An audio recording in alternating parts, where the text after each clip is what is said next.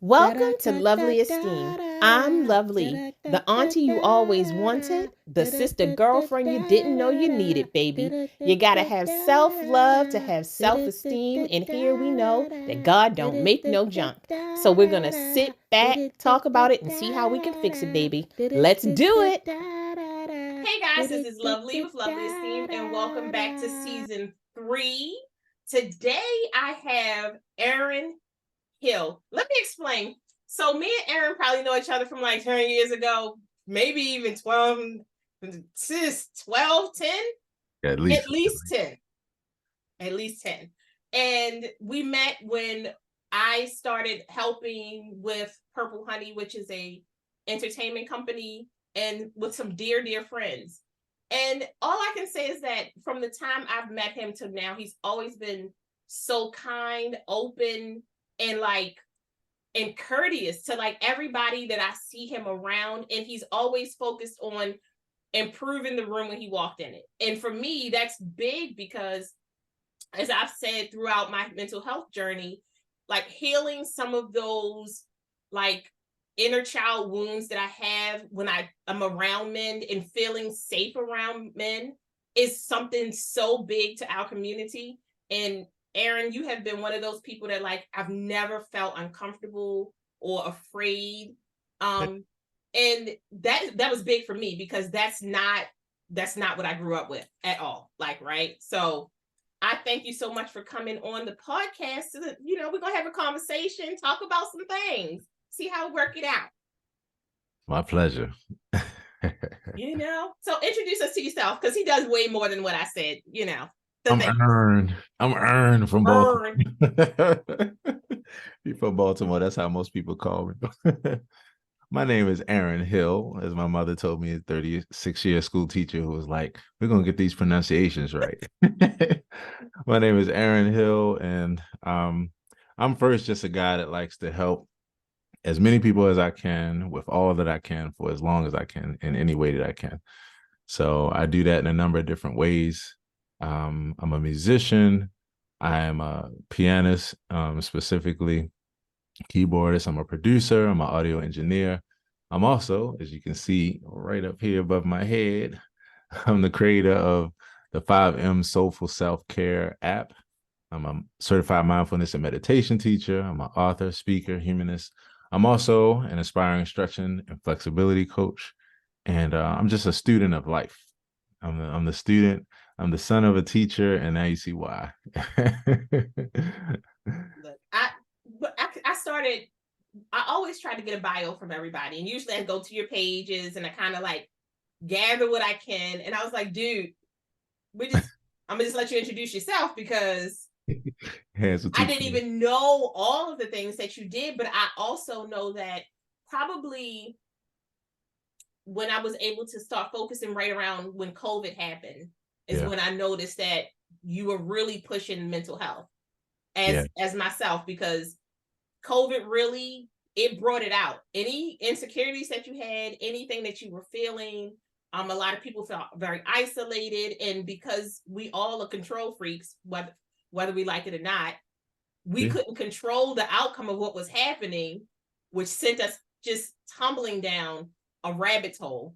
Right. But also it gave us a chance to be quiet and really pay attention to the things that were bothering us. And that was the gift that I received during COVID. It allowed me to figure out some of the things that were wrong, and it gave me tools to be able to repair some of those things. Right. And I saw that was something that you were doing as well. 100.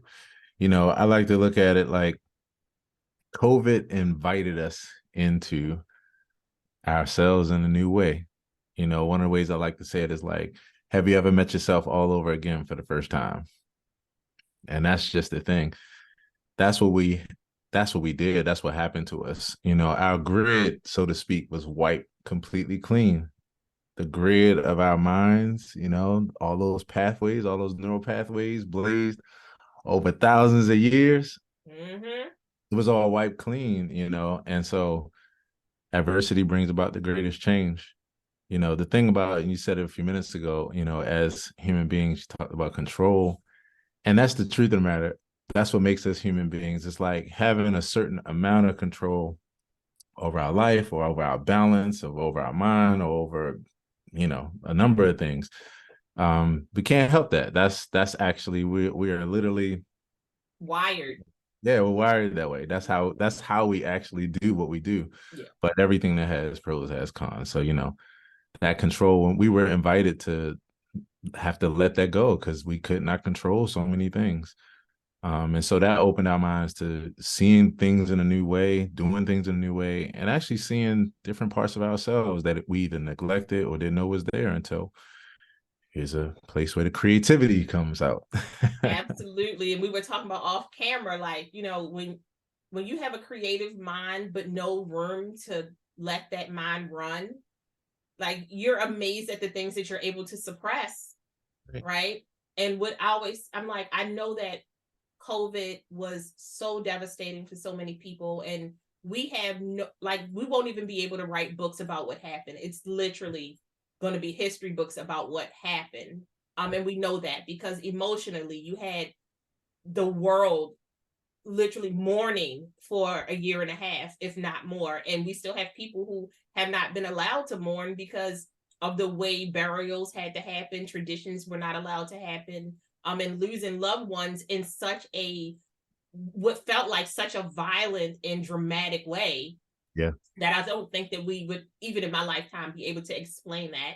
And I've taken classes on it, but it still doesn't even touch the top of what happened. Right. But I think if you were able to, and you had the privilege to make it through, right, and you had the privilege to sit in your quiet, anything that you thought you suppressed kind of started coming out. And that also happened with our creativity, right?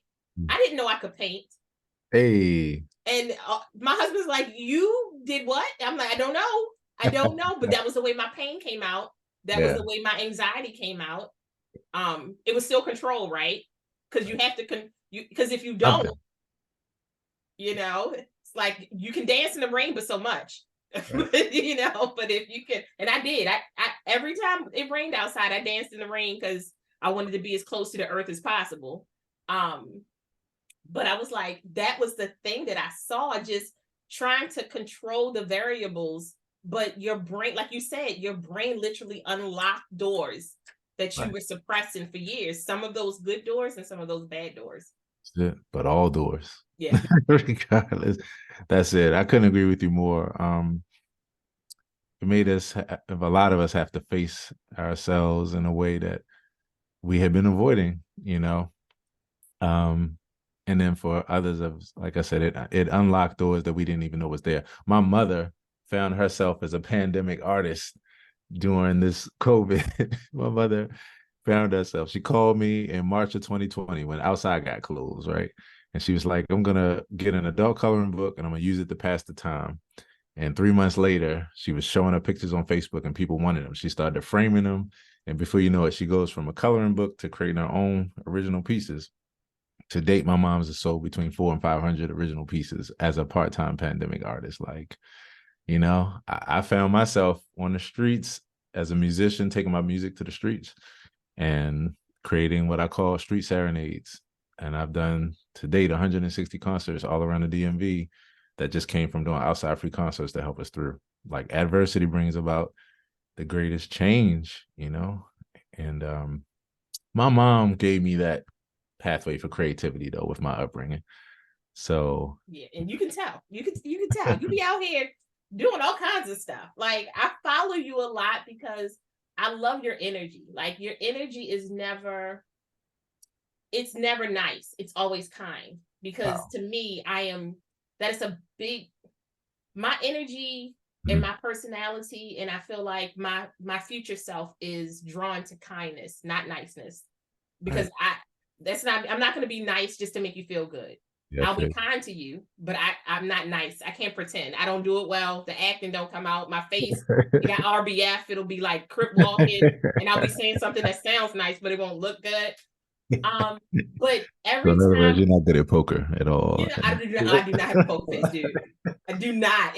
This shit will fall apart so fast. You be like, Lisa, keep it together. No, it's falling apart, Aaron. It's falling apart. But you've always and I don't mean that it means that every time I've seen you, you've been like ultra happy or super energetic. Like we've known each other a long time, and with concerts and shows, and you have times when you're tested, Right. no matter who you are. Right. But you've always been kind, and that has meant so much to me. And Wow. even the people around us see that. Mm. And when you were out, and I said to my husband one time, I said, he's healing through music. Mm. And that to me, like, think about that. Like all of us, when our hearts are broken, what do? We listen to music. We're Music. excited, we listen to music. Mm. Meditation, we listen to me. It's a Music. different kind of music. And that's what I felt like. That's what you've been doing for all of us this whole time. And it's been beautiful to watch because I've seen how open you are and how you deal with your mom. Like, like that kind of stuff I pay attention to. I really do. Right. I be out here Right. like, I Yeah. see you. Did the blind. I Like see you. Miss Jenkins. Yeah. yeah, right, right. I love it. And that's the thing about me. I can actually really, really appreciate that level of observance. I can also appreciate that level of honesty too, to not be able to hide how you feel it. I can appreciate that. you know, um, yeah, I appreciate, what you're saying around kindness. That means the world to me. I give so much credit to my mom. I had a really, really supportive upbringing, nurturing home, with a mom that really exposed me to different environments that really taught me the value of kindness by exposing me to other people, by building my empathy through learning stories and, getting this kind of exposure. So when I think about that, and I think about how I had just enough adversity to have a backbone, but not enough to break it. Yeah. I happen to be really fortunate. And so kindness is something that I walk with. As I was studying attachment theory a couple years back, I realized I have a secure attachment style. Same. And I love it. Same. It's a great thing that people need to learn more about. It's a wonderful thing to learn. It's deep. Yeah. It will explain to you why you deal with yourself and relate to yourself the way you do, and why you relate to others, and why your relationships have gone the way that they've gone, and no matter what direction they've gone. Attachment theory, definitely check that out. Yeah. But when I add that to my mom and the value that she brought to me, kindness is something that I've been fortunate to give and understand the value of giving it and how it returns. And so that's something that's really affected me in that way. So I really appreciate you saying that. There was something else too that I was thinking, but it slipped my mind. It'll come back to me. Or just blurt it out because that's what I do. Like I'm like, listen, I want to hold it in, but I can't. Yeah. Because one of the big forces in my life, sometimes you think that you're walking a certain path because that's what you want. Right. That's because we're great, right? Remember, we're controlling it, not controlling it at all. It's a runaway train all the time, but we think we're controlling it. And one of the big things that I had to learn about myself is there's a certain part of me that's always going to be here I want people to be good to themselves no matter what. But I don't want you to be good to yourself because somebody else told you to be good to yourself. I want you to see the value in who you are innately, like 10 toes down, butt naked in the middle of a crowd, to be able to look at yourself and be like, this may be a fucked up situation now, but who I am innately is, I am, like they always ask you, explain what you like about yourself minus the things around you. Yeah. Just what you like about yourself. And when I see you with your mom, or even when I see you with the plethora of people who you've been with, it's always warm smiles. Yeah. It's always genuine conversation. And I think that you've always, even with when we were doing so much Purple Honey stuff, everybody was allowed to be themselves in the circle, right?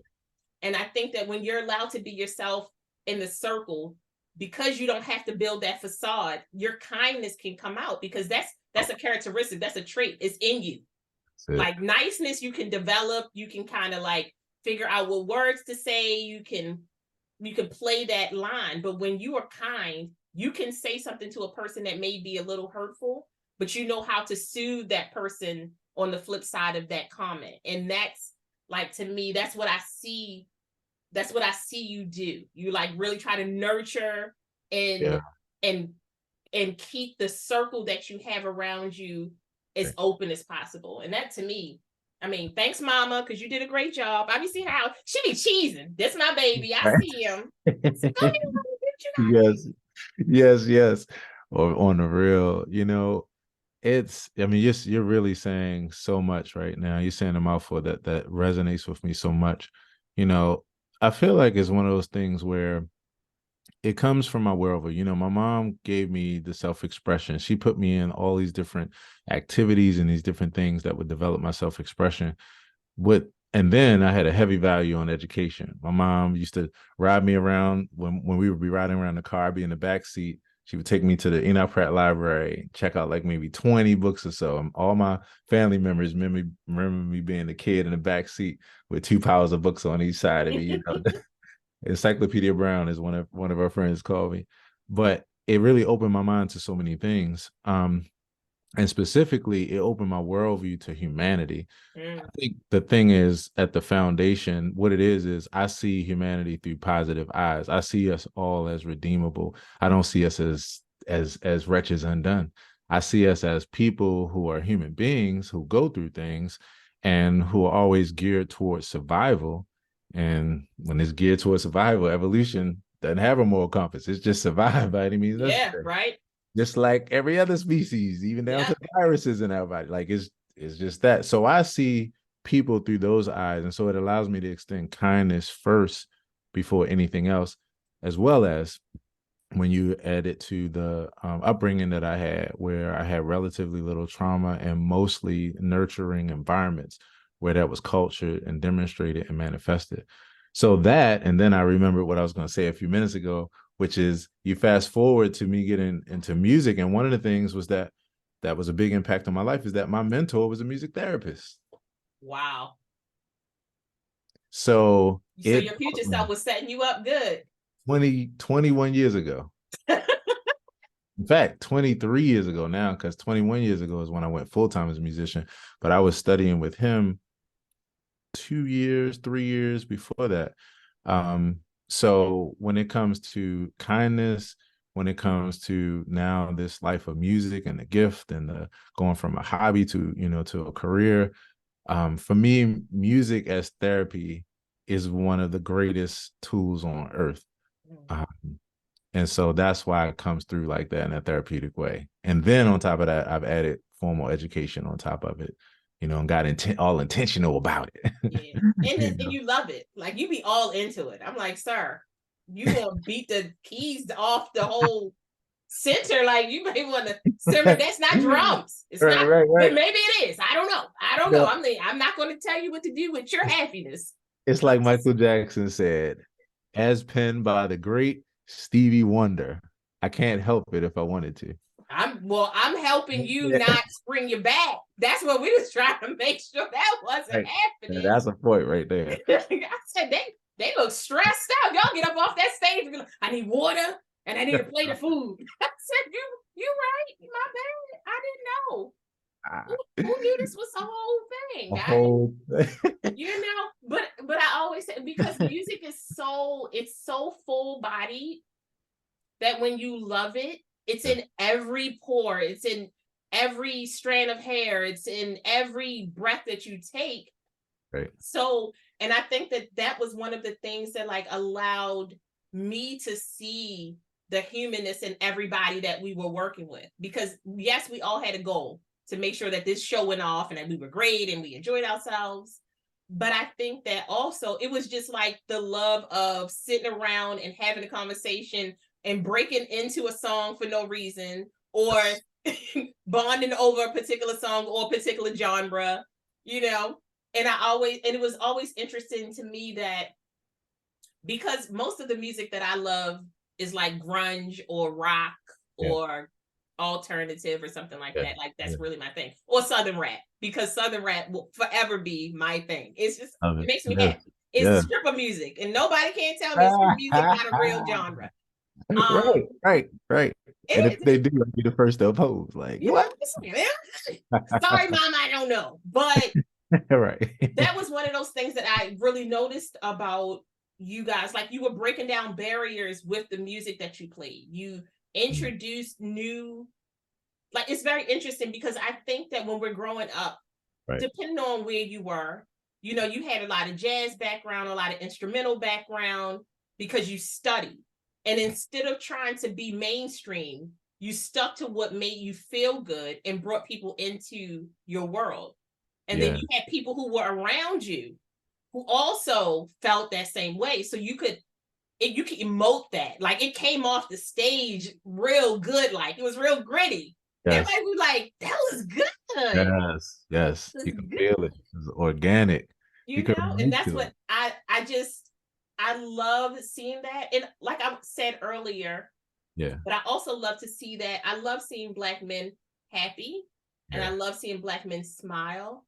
It make like I'm one of those people when I'm scrolling, if I see black men dancing or singing, I'll stop Yeah. because it's just like it feels good. Yeah. Because when you grow up without that, when you get to see it, I believe in celebrating it like as much as possible. And you be out here just Celebrating. right, like I'm sorry, it's me. Am I smiling too much? It's me again. Like, hey world, it's Aaron. I'm good. Like I'm in a good space. And like you said, you grew up with light. Not, trauma is trauma, no matter what it is. Sure. And people need. There's no such. Yes, there can be different degrees of trauma, but your trauma is your trauma. That's the way it works. Yep. But how it affects you and how, and like you said, having that support system, because as traumatic things happen, if you have somebody there to support you, it will lessen the load. Right. It gives you permission to speak. It gives you permission to say, hey, this hurts me. I don't like that. Or I would like to not go to this place again, Right. you know. And again, kudos to mama, because you know. Yeah. You know, I have a saying, I say serendipity plus intention equals life. And to me, is my way of describing everything. The things that make Everything. us everything.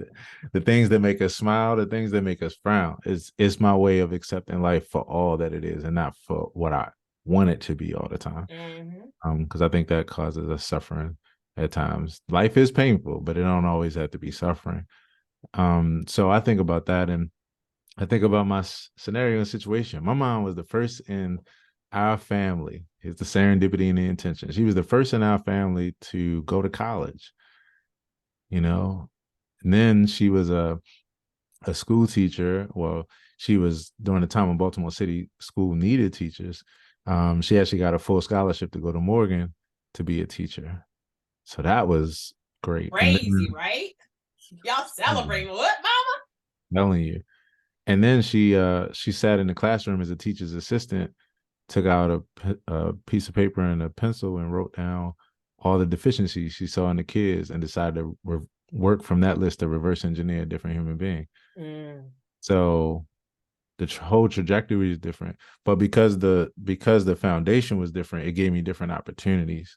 yeah. You know, it put me in some places where I would run into some people and make connections with people, be mentored by people, you know, be in good environments that would develop me in that way. You know, it's very, very fortunate. It's the thing that actually gives me empathy, you know, for people who don't have that because hey, you know, we aren't choosing our cards out here. I mean, I know there are different thought system and different beliefs around it, but I just look at like what makes me empathize with someone who doesn't have is Mm, the fact that I did and I actually can feel what it feels like to not have that, or I can at least think about it. I can empathize with their situation in different ways. So, you know, I try to take all that to show people a way that you can be where you can be emotionally stable and where you can like work with life. The truth of the matter is I've gotten to the point now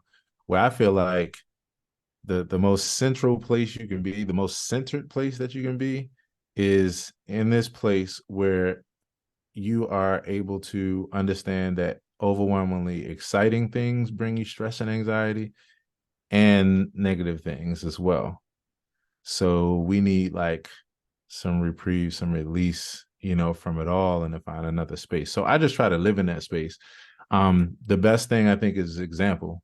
And even more than somebody explaining it to you, when you feel it, it teaches you, it resonates with you, it becomes an example, it becomes a point of reference for you. See, earlier, last thing I'll say is that, I'm like you, I want a person to know that they are the shit just by knowing that, because you're a human being, because you're, in this world with all the, with the way the cards dealt, the way that the cards are dealt, I will accept when sometimes that takes a person telling you that. And it's just enough to be like, wait a minute, I never thought about it that way. Yes. But what does that mean? Yes. From there, that seed that's planted can grow. So I just try to live in that space. Mahalia Jackson. If I can help somebody, my living's not in vain. And I always like to tell people, I know damn well my living's not in vain. So it's not, because sometimes you look at the moves you're making and you're like, wow, I didn't know I was going to do, it's like you wake up one day and be like, I have plans to do. And I'm like, yeah, what they say about your best laid plans. Because it's not going to work out the way you want it to. But what I've learned about the reason why I love communication, the reason why I love conversations is because conversations allow you to see what really makes a person happy. Right. It allows you to see what makes a person sad. It allows you to see what makes a person joyful, because joy and happiness are two different things. You can be in the midst of sadness and still find joy in something, but it's very hard to be in the midst of sadness and find happiness. Like, that's not how it works. It's not correlated like that. But you have to think about that. And sometimes we have to get used to talking about things that don't interest us in order to figure out what helps another person. So, like, if I'm talking to somebody and I know that they love cats or dogs, if they love motorcycles or they love music, I talk about those things, because then you can see the light enter their eyes. You can see when they're like, oh no, I don't do that. Or, so it gives you like some empathy, and it gives you emotional intelligence. It tells you where you are on that, that line. And like you said, like, for me, peace over everything. That's my life. Peace over everything. Life.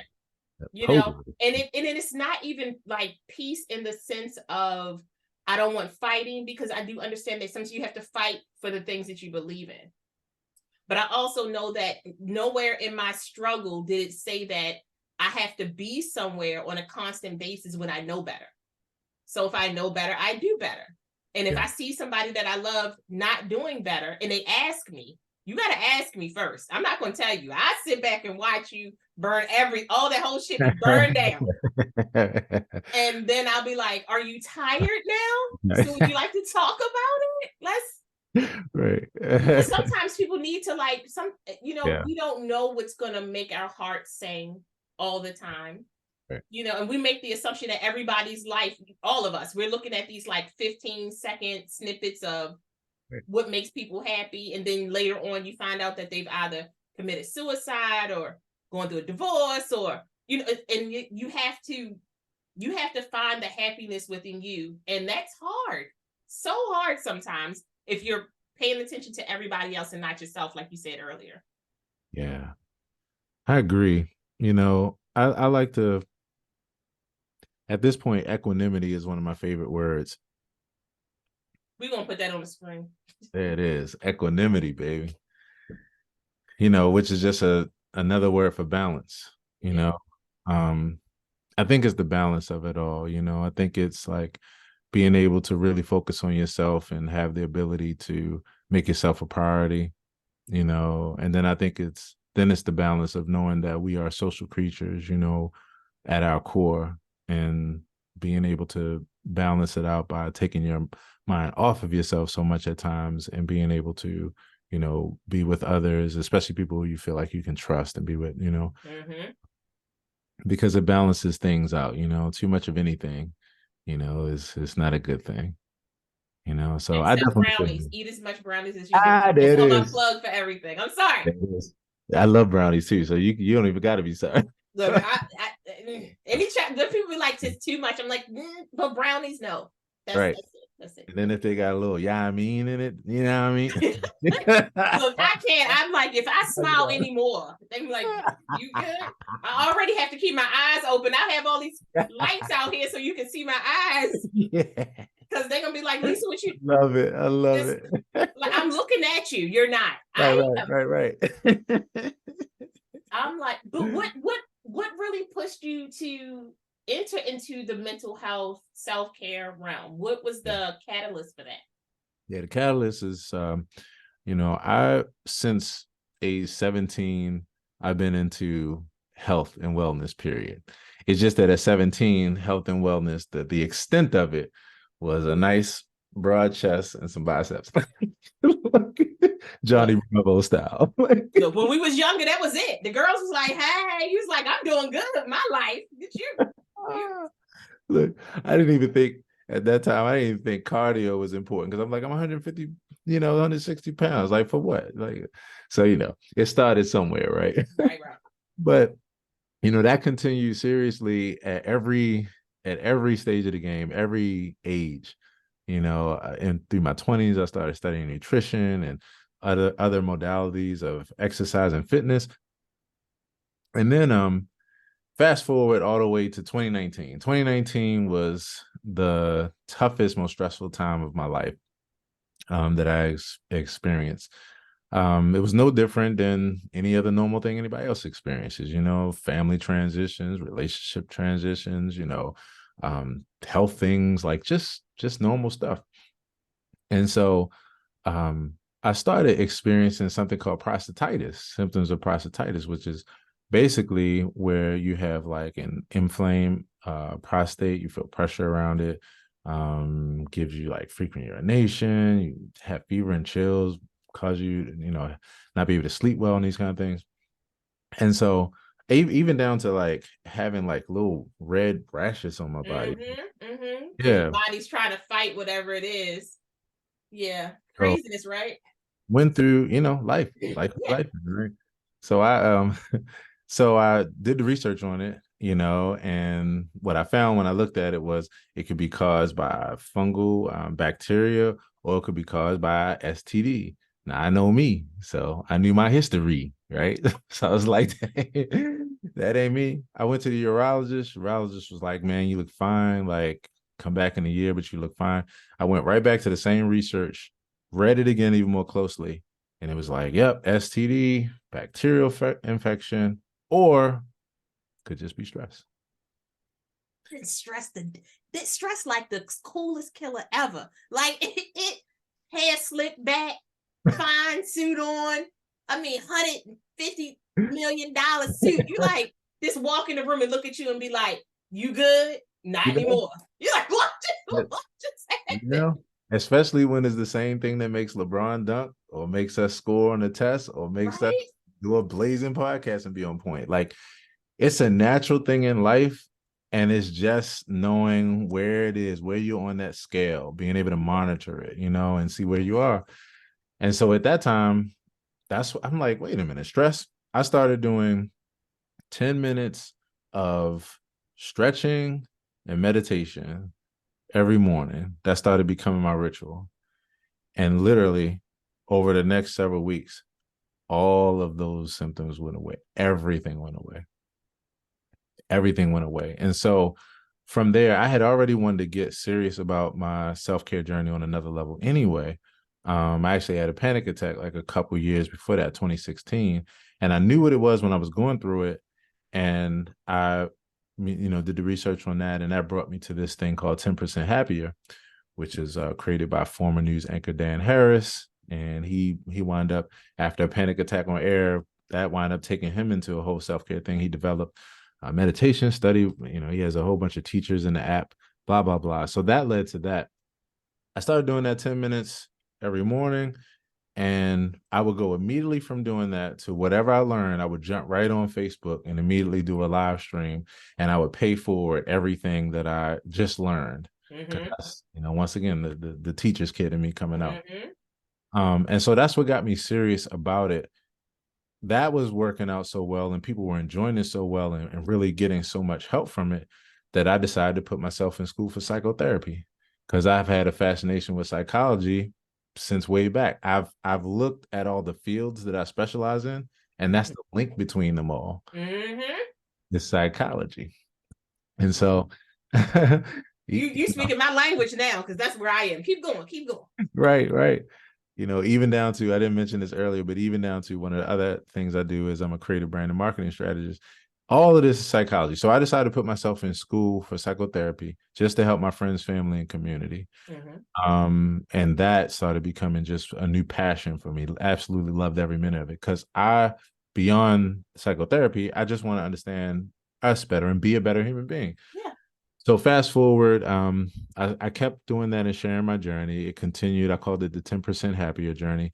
And then in 2021, I decided to get a certification in mindfulness and meditation and then pursue being a stretching, flexibility, and mobility coach shortly after that. And then my concept, 5M Soulful Self-Care, was born. That little thing right there. If I can get my hand right, this glitching. 5M Soulful Self-Care app was born. And so I decided I'm going to take 5M's: music, movement, meditation, mindfulness, and mantras. And I'm going to put them together to equal a total self-care formula to help people decrease stress, anxiety, grief, depression, improve their sleep, and increase their overall peace. And so that's what got me heavy into self-care. And that's where I've been since. I've been teaching workshops. The app is moving. I've been going to home healthcare facilities, like all kinds of things in the name of self-care. And let me tell you something. I love it. One, I'm a brainiac, and Yes. there's so much education. Just if you only ever study the brain, period. Because you will leave up out of a class like, I know nothing. I know nothing now. Like, what part of my brain it did what, and it's responsible for? Right. Okay, so when we're talking about, like, sometimes I just stop. I'm like, wait a minute. I'm about to be that student. Then I'm like, no, I'll ask the teacher after, because I have so many very specific questions that I might seem creepy, but I just want to know. Because I remember being like, when I was 21, I was deep into Freud. Yes. I just, the human mind, because I really am one of those people who I fully understand that your mind, how you think, what you put into it, it helps heal you in such a tremendous way. And science is wonderful, but your brain is literally like the foundation of science. It is what gets you where you need to be, right? That is science, yeah. And trying to get to a space where, especially in the Black community, when you start talking about Freud and you start talking about the mind, you can look crazy, because that's not what we're taught. We're not taught to like celebrate those things. We don't celebrate teachers. We're just kind of getting to that place. Yeah. Like, it's like, well, what else can you do? Can you dance? Can you sing? I'm like, I could dance in the 9th grade, but I don't want to promise you that. And I can sing, but I'm not interested in that. And I want to use my mind. And I did the same thing you did. I actually I actually got into law, because my big thing was, how does the law affect what we have the ability to do mentally, with with your mental health, your physical health, how insurance affects us and does not. But probably in the last 5 years, actually, I've been doing schooling and getting certifications, and like just life coach, consciousness coach, just doing a lot of different things. But mine's is the flip side. I want to be a resource. I love being resourceful. You can probably ask me a question and I can find a person who can do it. Like, because I found so many people in our community, they want the help, but they don't know where to go to get it. Or when you put it on Google, it's on page 55, because the person can't afford a full website. They can't afford SEO. They can't afford all of these other ways. And like you say, you working in marketing and strategy, that like, they're really good people buried under the cracks of not really good people, right? You should be at the top, but you can't be at the top because you can't afford it. And you have to learn how to work harder to kind of get to that top spot. So for me, me going into mental health was way more about finding resources, getting in contact with all of these different organizations that are giving out grants and scholarships and money to people like you, and to therapists who are trying to expand their businesses. Because I'm like, there's some people out here doing some awesome things, but we don't know. You don't ever hear about, like, you hear about the Kardashians, I don't know, Will and Jada. Right. And I uh, don't they can stop. right, But we right. don't get to hear about Aaron Hill unless Aaron Hill is pumping up Aaron Hill. You know what I mean? Yeah, I And agree. that, to me, that is one of my life goals, is to continue to be resourceful. Love it. Oh my gosh. I salute you so much on that. I love it. And I have the same desire, as well. Um, even with being out front, like it's basically to introduce people to new people and new resources, a different way of doing things or seeing things, you know. And I agree. It's so much out here that there's so much room for this goodness, and this good stuff Right. that's really, really helpful to people. It's really one of those things where, what we're up against is that gossip sells, what we're up against is that, violence sells. But the thing is that I like, and why the most important thing we could do is what we're doing right now, is be and talk about it. Be and talk about it. Be and talk about it. Because to me, what's really happening is people are being exposed to all of this, but our bodies and our minds can tell when, like, this shit don't feel good. Like, I know Mm-hmm, that this is mm-hmm, what's being mm-hmm, mm-hmm. delivered, but it don't feel good. And what winds up happening is when voices like yourself and myself, when we're heard, even in the slightest amount, it feels different. And that right there is like on the cartoon when you had the food that had the aroma that would do like You just slide into it. You slide into it. all you need is just that point to hit the nose, or hit the ears, and now you're like, whoa, right? And you can't deny a feeling. When something feels better, it feels more relaxed, it feels less stressful. You can't deny it. So I feel like that it's the most important thing that we can do is what we're doing, and just continue to be these lights.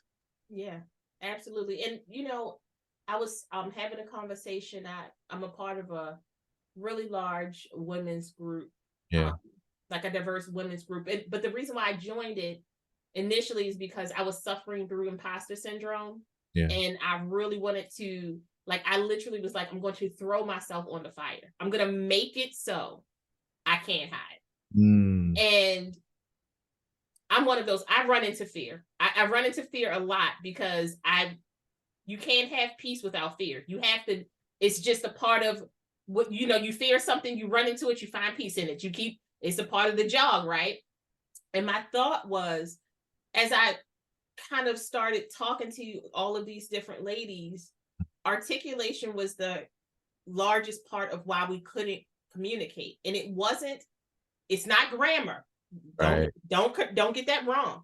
Right. It's not that. It's being able to say what you feel in the way that you can express yourself, and having somebody else connect to that.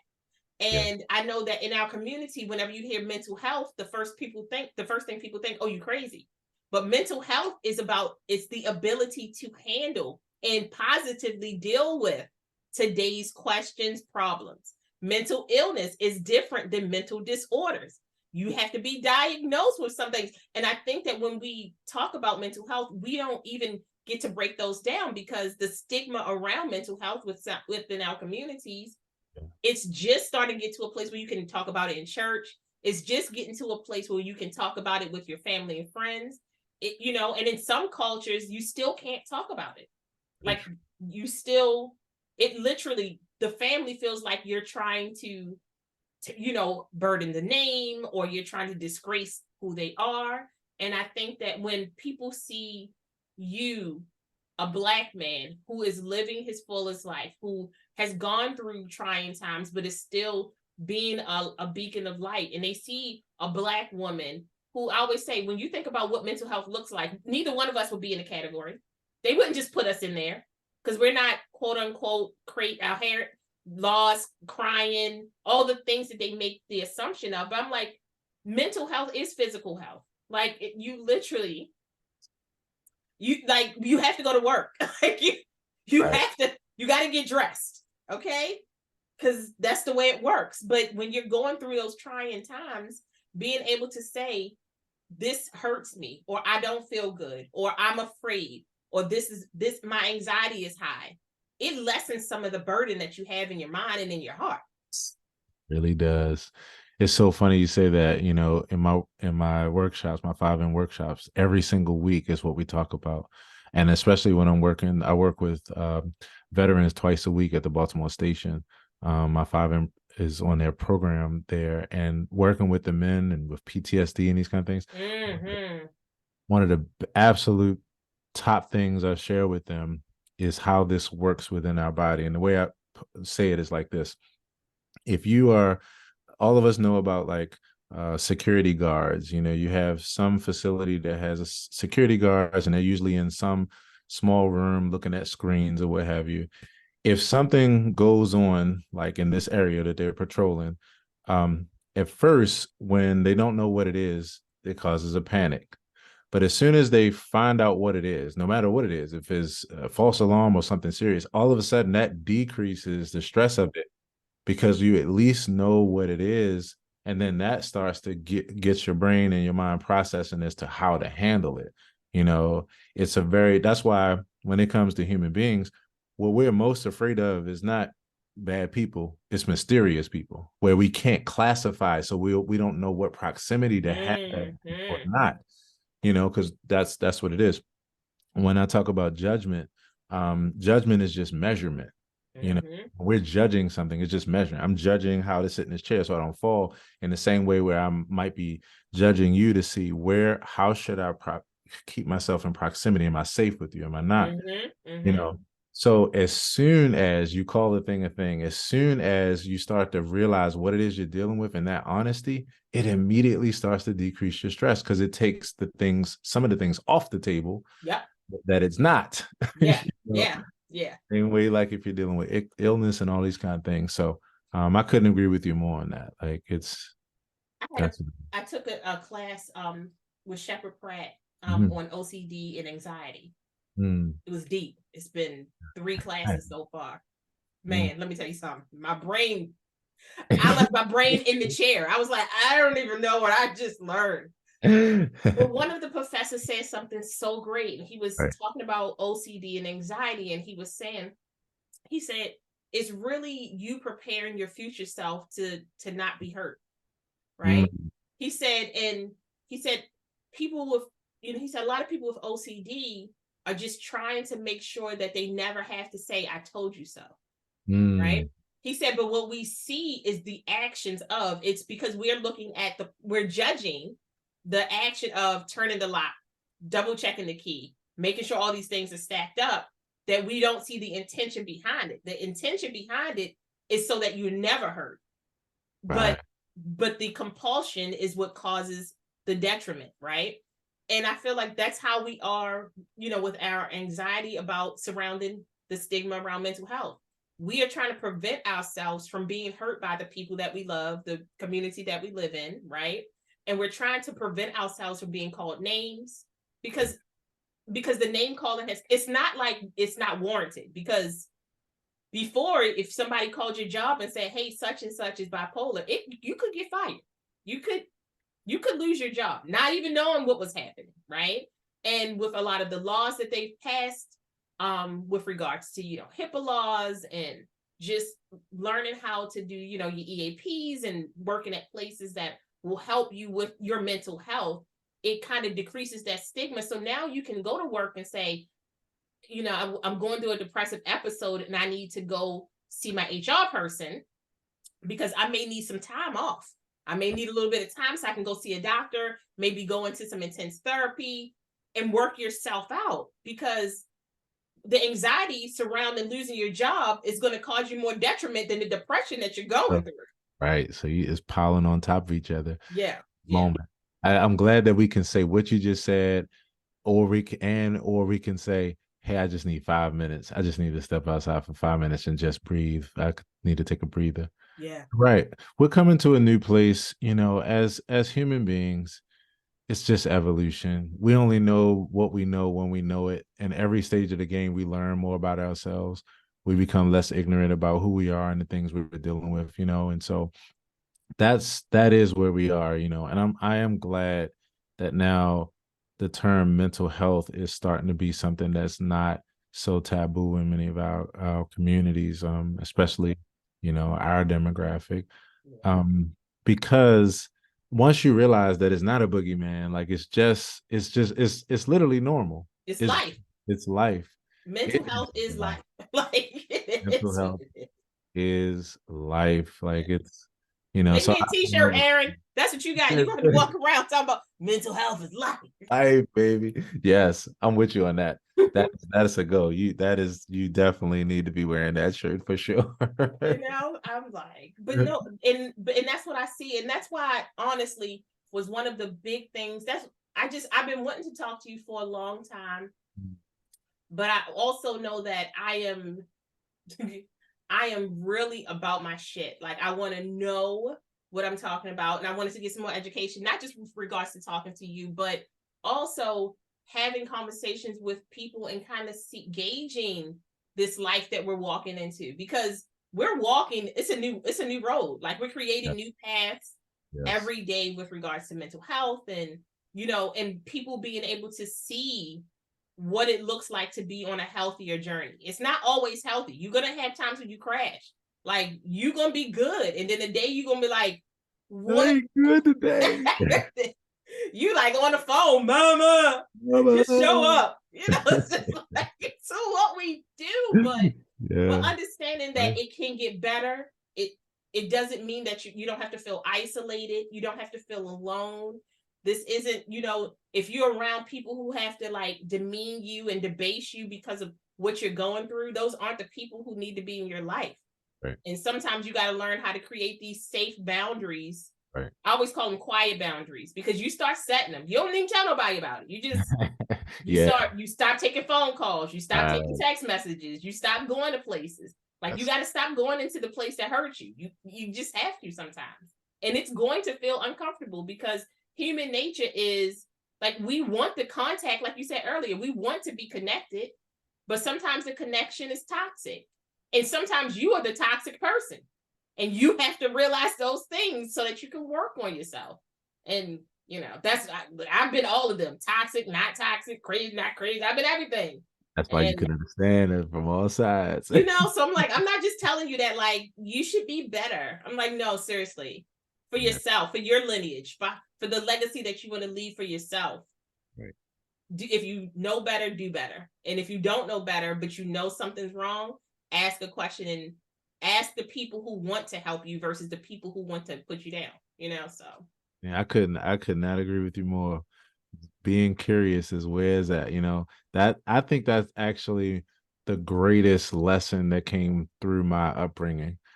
It was Curious George. It was being curious, because when you're curious, that allows you, no matter how much you know, to remain open enough. mhm. Sing the Erica Badu line. The man and woman that knows something knows that they know that. Nothing at all. Look, mine was Reading Rainbow. Yes, me I'm too. like, Me too. Me Lamar too. Burton, dude, maybe I was like, I can learn what? What was that Anything. about? It's still now, like even with the pandemic, he would read live. I And didn't I realize felt like a that. little kid. It's nothing Oh, like being no. able to go back to a time when you felt just like so open. I'm like, I'm a grown ass woman, just like, right, Yes, right. Just read that, but just yes. read it. It's the best shit. That's It's the why I tell best people, of it. dance in the rain, skip, wear Yes, something that you would wear when you were younger. Sing to the top of your lungs, dance. Like dancing is a great way by yourself to relieve stress. right, Move as much as you can. And like that's exercise doesn't always have to look traditional. Like right, if you dance for a half an hour, dude, give it all you got. Move more than your arm though. Don't just pump up the right, jam right. the whole time. Like don't Billy Blanks yourself. Like you gotta move your whole body. Like it's a whole, Yes. You know, but I like to say motion is lotion. It's one of the things as I'm taking people through stretches and stuff like mhm, that. Motion is lotion, you know, and move anything you can. And even if you're down to only being able to move your arm, move your goddamn arm. You know, it's funny because so literally the most recent post on my timeline right now, my Instagram and Facebook, is actually the YMCA Central Maryland where I go. They just sent me a message because the last post I put up was me dancing at their cardio dance class this mhm, past Saturday, and they were just like, keep it moving, like we love it, you know. And I'm a person that in the most recent adult period of my life, well, not most recent, but maybe like before 5 years ago, I was kind of shy around dance. You know, I move now. You wouldn't think that with the way I move behind the piano. I can't stop dancing, but but you know, it was like certain people got certain rhythms, certain moves, blah blah. The point is now I don't give a damn. Like it's literally about moving my body. I look good because I look alive and well, and that's the thing about it. Plus, we're learning all kinds of different things that honestly I won't go into deeply now, but we're learning that multi-directional movement is the best way to keep your body actually healthy. mhm. Um, that's why I always joke about kids, they'll walk and then they'll just jump like that. It's like, but that's actually how you keep your body going. It's doing those kind of things. Who's that, Um, Stuart? Look what you can do. Like, oh, babes, yeah, wait a look minute, wait a at- minute. yes. But it is one of the best things. I tell, like, I know that I always say the things that you did when you were a little kid was instinctive in the best ways to do it. Like, I mean, if you just burst out singing, okay. If you just needed to move your body and dance, okay. But you get told to be an adult by adults because they were told to, like, to, to dim their light. And then we just learn how to do that. And when you meet adults who don't dim their light, who move, who dance, like Crystal is one of those people that I love because she uses her full body, like, all the time. And yes, it's beautiful, but she's also, it's just who she is. Like, she's gonna talk to you with hands and show you, like, you like, hey, Right. you've been served. I get it. I get it. All right. But it's one of those things where I love to see just so many people trying to figure out how to revert back to like such a natural, raw sense of themselves. Yeah. And I think that that's what a lot of the mental health movement for me has been about. Like really talking to people about creating the life that you want, Right. and create the life that you ignored. Because sometimes the life that you ignored is because you were afraid that you were going to look a certain way to certain people. But I'm like, are they living the life that they want? So why are we following them? Right. You know? Could be more with you on that. You know, it brings two things to mind for me. Um, you know, one thing is I realize like above everything, the thing that we respect as human beings, like whether we agree with someone or not, is someone who is literally like standing for what they believe in because and not giving a fuck about what anybody else thinks. And it's mainly because all of us have that in us about something in our life. Mm-hmm. All of us have that area where we wish we did not care what other people thought so that we could just be our full selves. So we respect people who live in that example and live in that light. It's the reason why you can have, you know, someone who you agree with or somebody like Trump and you're like, Well, I know, right? I'm like, But they made it. I mean, that's how I always, I'm like, yo, I can't knock it. That's why my what they always, I can't call it. I can't I call it. can't I don't know call how it made. I can't call it. you know, But I agree with you. And but I think that a lot of us, we time out. We think that, by the time you're 40, you should know who you are. By the time you're 50, I'm like, no. As long as you're alive, you're rediscovering yourself every day. always. And I'm like, and that's the best way to look at it, because you may wake up one day and just be like, no, I don't want to be that person anymore. I don't like that. I want to shed my skin and start over. And you're Right. allowed to do that. And hopefully you have healthy people around you who understand that we're all going to change. If I was the same person that I was at 15, and when you meet me now, you're like, you're the same. That's not a compliment. Right. It's not a compliment. But So if you true. say, no, you were just like, you were always truthful, you were honest, you were kind, that's cool. That's characteristics, it's traits, it's different. So like I'm answering the same questions the same way I did at 15. Move away from me. I'm not your girl. You shouldn't be right. no. You know, I appreciate that.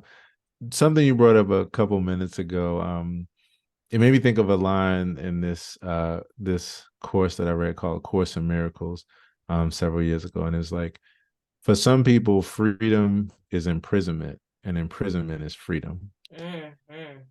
And when I think about that, and then also combined with the human psyche, the human psychology and the human ability to adapt, sometimes we will choose what's familiar and uncomfortable Mm-hmm.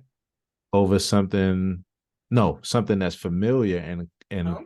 comfortable, even if it's uncomfortable, Uh-huh. over something that's unfamiliar and uncomfortable. And so when I think about cycles of trauma and some of the things that we are talking about here, I think it's important for people to know that, because that will explain to you, if you're dealing with something like that, it will explain to you maybe why you're going in that circle like that. Mm-hmm.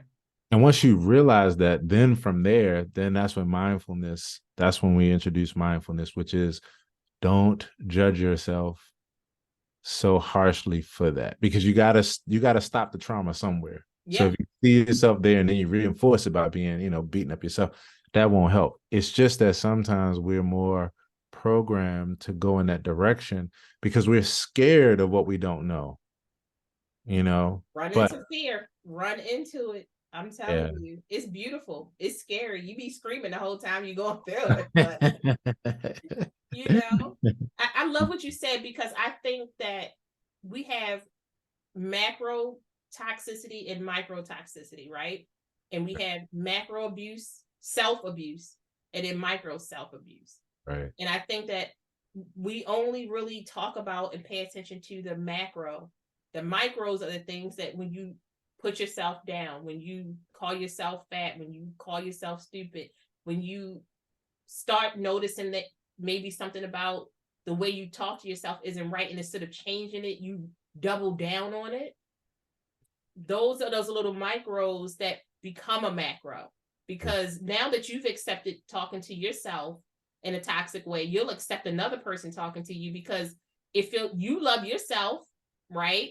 But and if somebody talks to you like that, they must love me too. So now they have control over your mind, and even though it's uncomfortable, it's still a comfortable state. And that's something that we don't really get into, like the grit of how domestic violence happens from you first. Sometimes it happens from you raised in it, you come two people come together, but when you can't break out the cycle yourself, like you said, man, you get stuck in a space and you're like, well, how did I wind up here? Well, how do you talk to yourself? What do you say to yourself when nobody else is around? Mm. So what do you say to yourself when nobody else is around? I know what I say. I say I want some brownies. Yeah.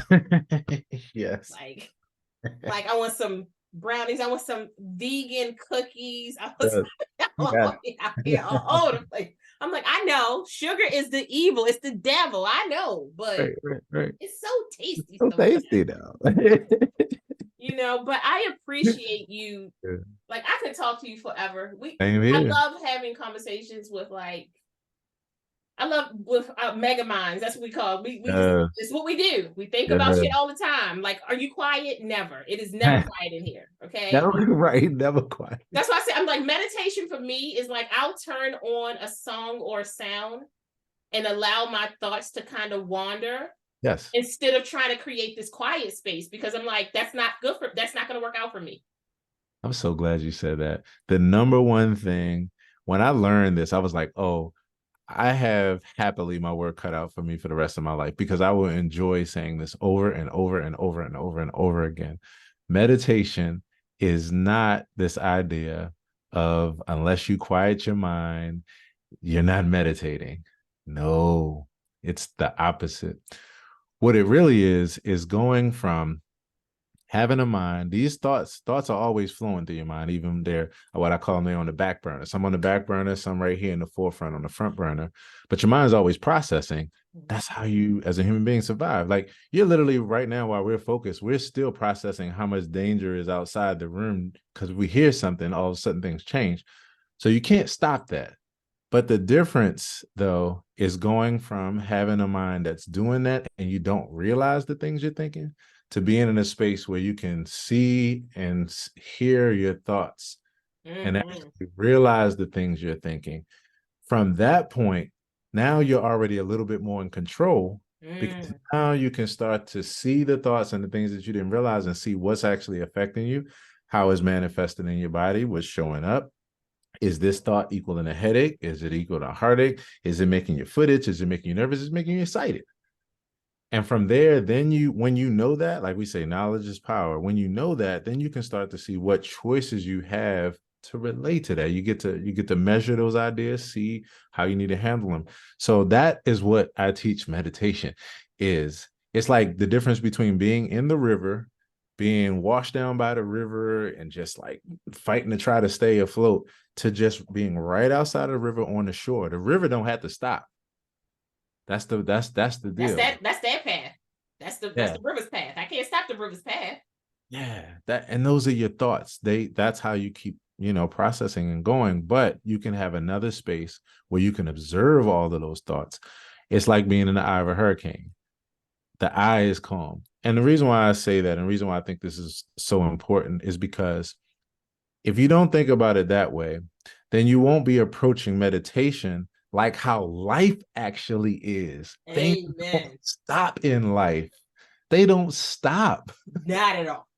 Oh, so you're learning how to be able to be calm in the midst of the storm, not for the storm to stop.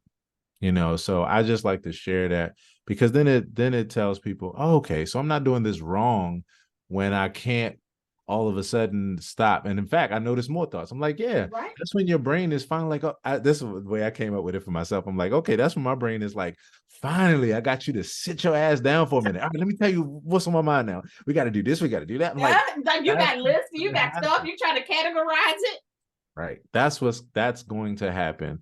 Meditation and mindful meditation is the process of letting that happen and just not feeling like you got to run to solve anything or run to get excited about anything. You just find that place where you're able to monitor it and see it. That will give you greater control. And from there, you'll be able to do whatever you want to do with it. Look, I love it. Look, I'm so glad that somebody, because sometimes when you talk about traditional things, meditation, yoga, Reiki, things like that, you study so much, but then you realize like it needs to be real world, right? Yeah. It needs to be nuanced for us in our real world. And I'm like, if watch out for the big girls for 5 minutes is going to help you meditate, it's what you do. Like, like there's some things that's gonna you find a space that makes you feel comfortable because you have to be comfortable in your body, in your mind, and your thoughts. And until you do that, you'll constantly be like, I wonder if the teacher think I'm doing it right. You're not meditating anymore. Now you're like adding stuff in there. Like that's not what you want to do to yourself. So Yeah. this was so good. Aaron, this was so good. I'm so Yeah. proud of us. I really am, dude. Like, Yes. Look, I love that you said the word proud too. You'll love this. So when you talked about being a geek earlier, and I'm like, yo, geeks rock. we I do. I'm literally, a sexy nerd. I there don't you call go. myself sexy that often, but I'm a sexy nerd. Yes, You I better am. call it. You better call it.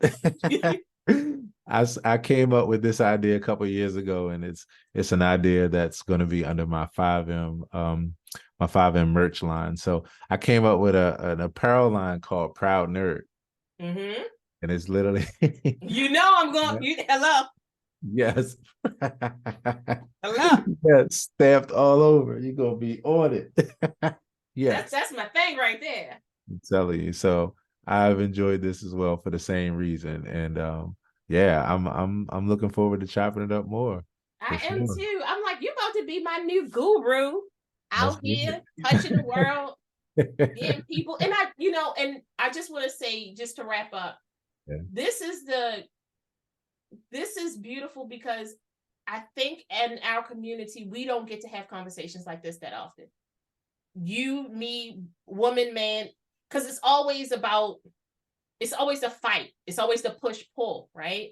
But when you're on the journey together to heal, you'll realize that your push pull is the same. It's presented different. It's different wording sometimes, articulation through your mind, your body, physical, your finances. But like being able to have conversations where we get to see what we need and then we work on those things together, we'll get so much further along within our community and our culture. And that is chef's kiss. Yes, yeah. That's what it is. But you have a good night. Yeah, you too. Would you like me to share where? Please give me all the imps. All the imps. Let's get it. So I think the most important thing, because I'm pouring my whole soul and my whole life into this, is 5M Soulful Self-Care app.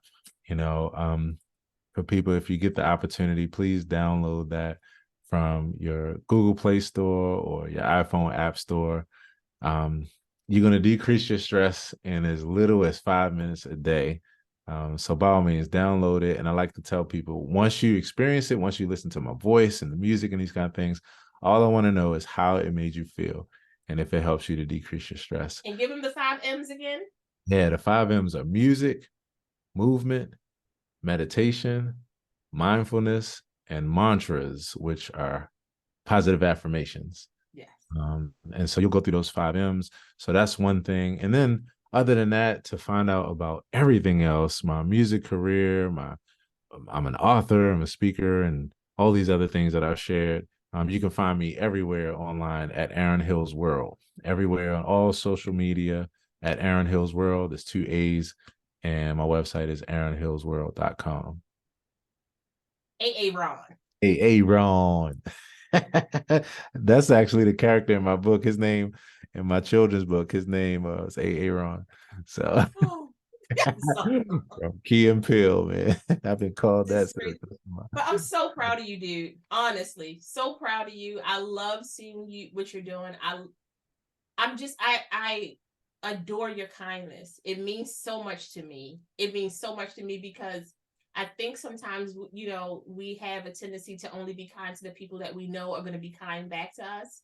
And when you can extend that kindness with the hope that it comes back, with the faith that it comes back, with the knowledge that even if this person doesn't extend kindness, I'm still me every day. Wow. I love it. We doing stuff. Yeah, and I want to honor you. Thank you so much, first of all, for having me, and secondly, for what you're doing, because I am such a fan, and I'm glad I know you firsthand, because I'm like that cheerleader, like, yo, I love everything that you're doing, and I love the conversations. I love the points that you bring up. I love the things that you bring realization to. You're such a light for the people, so I honor you for that. Thank you so much, and I hope we'll have to do this again. We're gonna have a part 2, but I really want you to go into your 5 M's the next time we talk. I want you to give us some lessons. Yes, let's get it. All that schooling we done did. Yeah, for sure. Well, thank you. All right, sweetheart. I will talk to you soon. All right, sounds good. Much love. Bye-bye. Thank you so much for joining us. We hope you found some healing, connection, and joy. Until next time, bye, loves.